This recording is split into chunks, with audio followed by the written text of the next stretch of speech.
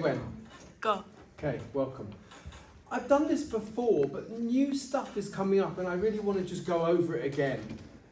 This, in a way, is everything you need to know to build every single tense of the English language. Most of it looks very similar to each other, like present simple we use do, does, don't or doesn't plus the infinitive.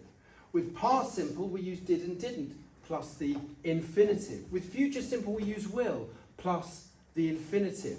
So there's not a lot of stuff to learn here. We know this stuff already. You know all about the continuous tenses. It's the verb to be plus verbing. You know, I am going, he was doing that, stuff like that. Then we have the perfect tenses. I've put them in one box this time. Have and has are the present perfect ones. Had is the past perfect one. And then for that we need the participle, the past participle. Remembering that verbs have this structure: present simple, past participle. Now, the only thing I haven't spoken about here, I don't know if we're going to get time, is passive. So I've made it red and ugly so that we know that we haven't done that bit. Because what I've tried to do here, what you've tried to do here, are all going to probably be active tenses. So I'm going to go through this stuff. Present simple needs the auxiliary verb do plus the infinitive. This is exactly what we need. Present simple, she doesn't do the chores. Well done. Present continuous, we need the auxiliary verb to be and we need the verb in. This is a perfect sentence. I'm not understanding you. The problem with this sentence is that this is a state verb. State verbs cannot be continuous. So understand, know, like, love. There are a few of those. They can't really be continuous. But the structure is good, so I'm going to leave it in.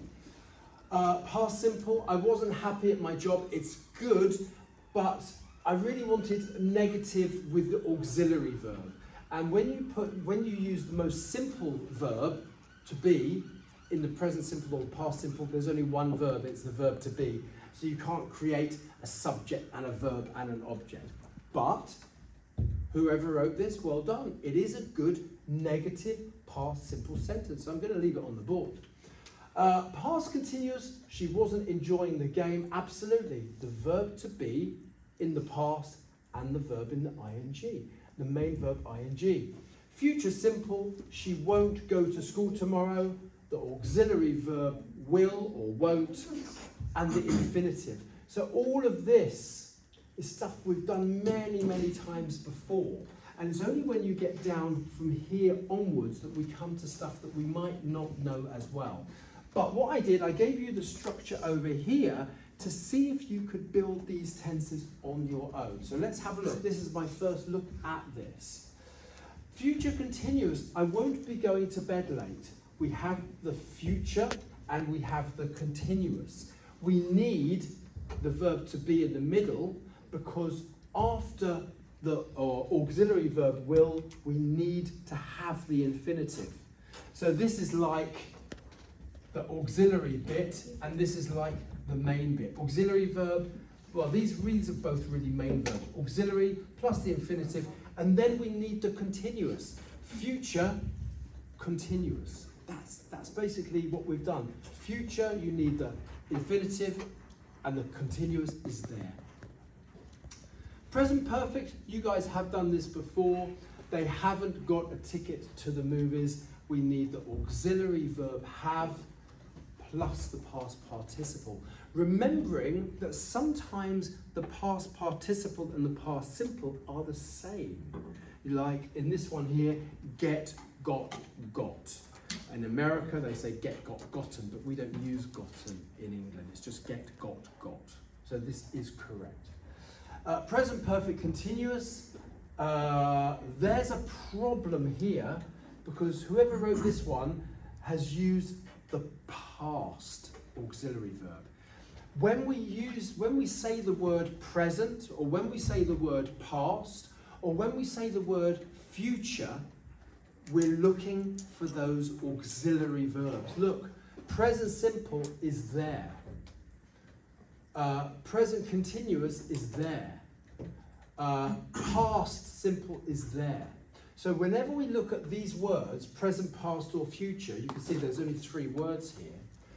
That first word is that first verb. The second word is the second part of it. So present simple, there's the present bit, and there's the simple bit.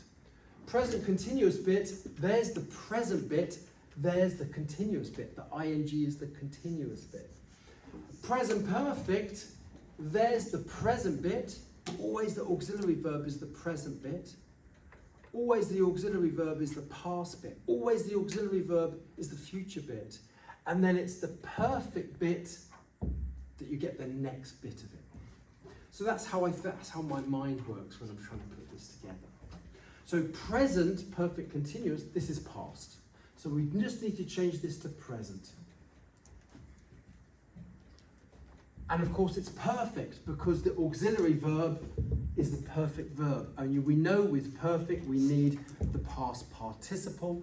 So we've now got, oh, that's wrong as well actually, because it's they haven't been working together. So we've got the present part, we've got the past participle, because we need these 2 things for the present perfect, and then we've got the continuous part.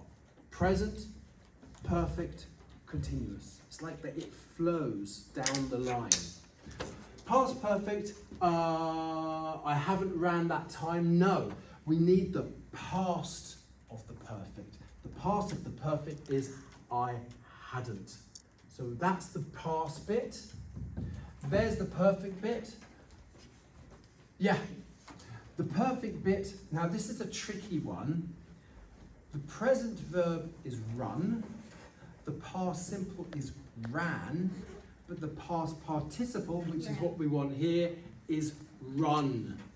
Run, ran, run. So yes, a difficult one. Well done for putting this difficult construction on the board, whoever did that. Past, perfect.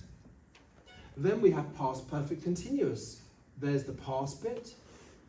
With the past perfect, we need the participle, past participle. And finally, we need the continuous part. This isn't continuous, this is past participle. So all we need to do is change that to ing. Then we suddenly have past perfect continuous. It flows.